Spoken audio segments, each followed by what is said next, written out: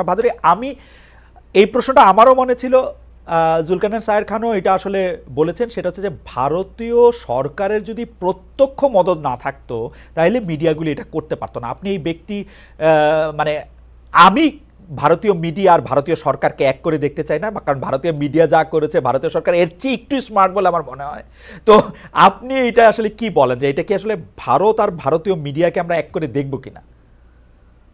Well, আমার এটা নিয়ে কমেন্ট করার আগে খালেদ ভাই, আমি প্রথমেই যেটা বলতে চাই সেটা হচ্ছে ভারত কিন্তু একটা বহুমাত্রিক একটা অস্তিত্ব। কাজেই আমার এই বাংলাদেশের সাম্প্রতিক ঘটনাবলী থেকে যেটা মনে হচ্ছে যে বাংলাদেশের মানুষ, একটা বৃহৎ অংশের মানুষ ভারতকে একটা খণ্ডিত অস্তিত্ব হিসেবে কিন্তু দেখছেন। তার জন্য ডেফিনেটলি আমাদের দেশের মেইন স্ট্রিম মিডিয়ার একটা বড় ভূমিকা রয়েছে।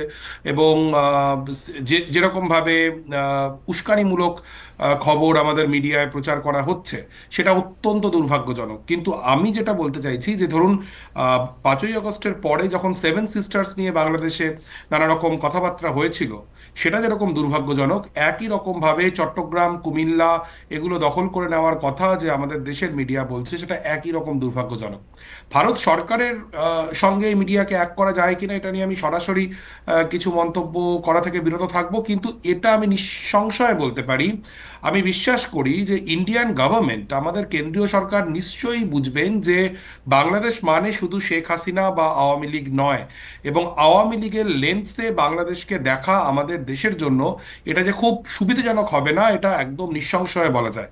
কারণ বাংলাদেশের মানুষ তারা একটা গণ অভ্যুত্থান ঘটিয়েছেন, এবং সেই গণ অভ্যুত্থানের মধ্যে দিয়ে একটা রেজিম চেঞ্জ হয়েছে, একটা অন্তর্বর্তীকালীন সরকার প্রতিষ্ঠা হয়েছে। এই এই ঘটনা আমাদের দেশের সরকারের, আমাদের রাষ্ট্রের সেটা পছন্দ হতে পারে, অপছন্দও হতে পারে, কিন্তু এটা রিয়েলিটি। আপনাদের সেই খুব বিখ্যাত একটি শব্দবন্ধ আছে না, যে রিয়েলিটি মেনে নিতে হবে। হুম। তো এই রিয়েলিটি আমাদেরকে আসলে মেনে নিতে হবে যে শেখ হাসিনার শাসন বাংলাদেশে তার অবসান ঘটে গিয়েছে। কাজেই Indian media, Indian political party বা সিভিল সোসাইটি প্রত্যেককেই যদি মনে হয় যে আমরা যদি এই আওয়ামী লীগের লেন্সের বাইরে বাংলাদেশকে দেখতে পারি খানিকটা নিরপেক্ষভাবে, সেটা অনেকটা বেটার হবে। আর দ্বিতীয় যে কথাটা আমি বলতে চাই খুব স্পেসিফিকলি, 1 মিনিট আমি সময় নিচ্ছি। হুম। বাংলাদেশে বিশেষ করে বুয়েট বা অন্যান্য ক্যাম্পাসে যখন ভারতের পতাকা মারানোর যে ঘটনা ঘটলো, আমি রিউমার স্ক্যানারের প্রতিবেদন পড়েছি, সেটা একটি ঘটনা নিয়ে বলেছে, কিন্তু এটাও আমরা জানি যে বাংলাদেশে কিন্তু এই ঘটনা ঘটেছে। সেটা কিন্তু একজন ভারতবাসী হিসেবে আমাকে অত্যন্ত যন্ত্রণা বিদ্ধ করেছে। এবং এটাও খুব স্পষ্ট যে বাংলাদেশের পতাকা যেরকম বাংলাদেশ রাষ্ট্রের সম্পত্তি, তেমনি বাংলাদেশের জনগণ সেই পতাকা ওন করেন। এই গণ অভ্যুত্থানেও যেমন বাংলাদেশের পতাকা মাথায় বেঁধে ছাত্রছাত্রীরা আন্দোলন হুম। হুম। করেছিলেন, তেমনি বাংলাদেশের মানুষ নিশ্চয়ই জানেন যে আমাদের কৃষক আন্দোলনে, আমাদের সিএএ বিরোধী আন্দোলনে যে দাদিরা ছিলেন শাহিনবাগে, তারাও কিন্তু ভারতের পতাকা নিয়েই রাস্তায় নেমেছিলেন। ভারতের পতাকা পদদলিত করলে আসলে সবাইকেই আসলে তাদের আবেগকে খানিকটা আহত করা হয়। কাজে এই শুভবুদ্ধিটা যদি সীমান্তের কাঁটাতারের দুদিকেই তৈরি হয়, মনে হয় বেটার। জনাব ভাদুরী, আমি দুটো বিষয় আপনার একটু দৃষ্টি আকর্ষণ করতে চাই। একই একই ব্যাপার নিয়ে আসলে জনাব খানকেও আমি একটু জানতে চাইবো, যে সেটা হচ্ছে যে আপনি বলছেন যে বাংলাদেশকে আসলে আওয়ামী লীগের লেন্সের বাইরে দেখা উচিত ভারতীয় সরকারকে, কিন্তু সেই লেন্সের বাইরে ভারতীয় সরকার কেন দেখবে? আমরা তো আপাতভাবে দেখি যে ভারতের আওয়ামী লীগের লেন্স দিয়ে দেখলে ভারতের অর্থনৈতিক, রাজনৈতিক বা বাণিজ্যিক সুবিধা, বা যেটাকে সেই সুবিধাগুলিও যদি না থাকে, ভারতের যে একটা বিগ ব্রাদার রোল প্লে করার যে একটা জায়গা, সেইটা হয় যদি আওয়ামী লীগ থাকে। আরেকটা হচ্ছে যে ভারতকে যে আমরা আসলে বাংলাদেশের লোকজন খণ্ডিত অস্তিত্ব হিসেবে দেখে, এর তো একটা বড় কারণ আমরা তো দেখতে পাই যে ভারতের তখ্তে বসে আছেন নরেন্দ্র মোদী, যিনি একটা সাম্প্রদায়িক আহ্বান জানিয়েই আসলে ভারতে নির্বাচিত হচ্ছেন, একবার না বারবার। এবং ভারতীয় লোকজনকে মনেই হচ্ছে যে একটা সাম্প্রদায়িক শক্তিকেই তারা চান।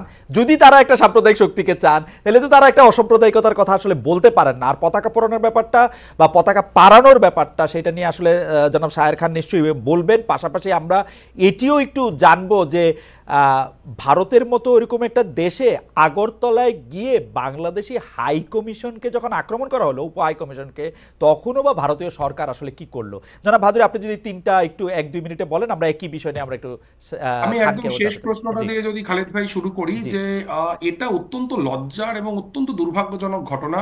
এবং আন্তর্জাতিক যে সনদ, সেটার জন্য এটা আমাদের দেশের জন্য ভীষণ লজ্জার লজ্জার ঘটনা।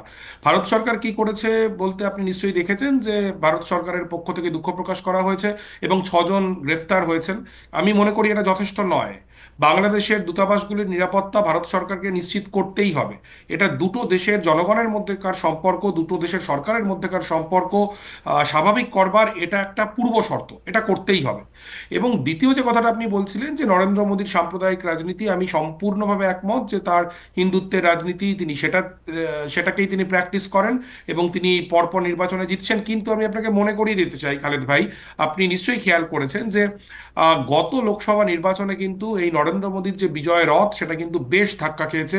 এবং উত্তরপ্রদেশের মতো রাজ্য যেখানে একদম যোগী আদিত্যনাথের খাসতালুক, সেখানে কিন্তু বিজেপি বিরাট ধাক্কা খেয়েছে। এবং আমি আপনাকে আরো মনে করিয়ে দিতে চাই যে পশ্চিমবঙ্গ, হুম হুম পশ্চিমবঙ্গ যেই পশ্চিমবঙ্গ বর্তমানে তামিলনাড়ুর পরে হুম।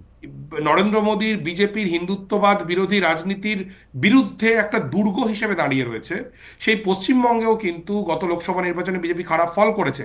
কিন্তু বাংলাদেশে যখন ভারতের পতাকা অবমাননা হয়, তখন আসলে পশ্চিমবঙ্গে দাঁড়িয়ে যারা এই বিজেপির বিরুদ্ধে, হিন্দুত্ববাদের বিরুদ্ধে, অসাম্প্রদায়িকতার পক্ষে লড়াই করছেন, সেই মানুষদেরও ভাবাবেগ আহত হয়। হুম হুম। কাজেই আমি আবারও যেটা বলছি যে অবশ্যই। সীমান্তের দুপারেই বোধহয় এই শুভবুদ্ধির উদয় হওয়াটা খুব গুরুত্বপূর্ণ।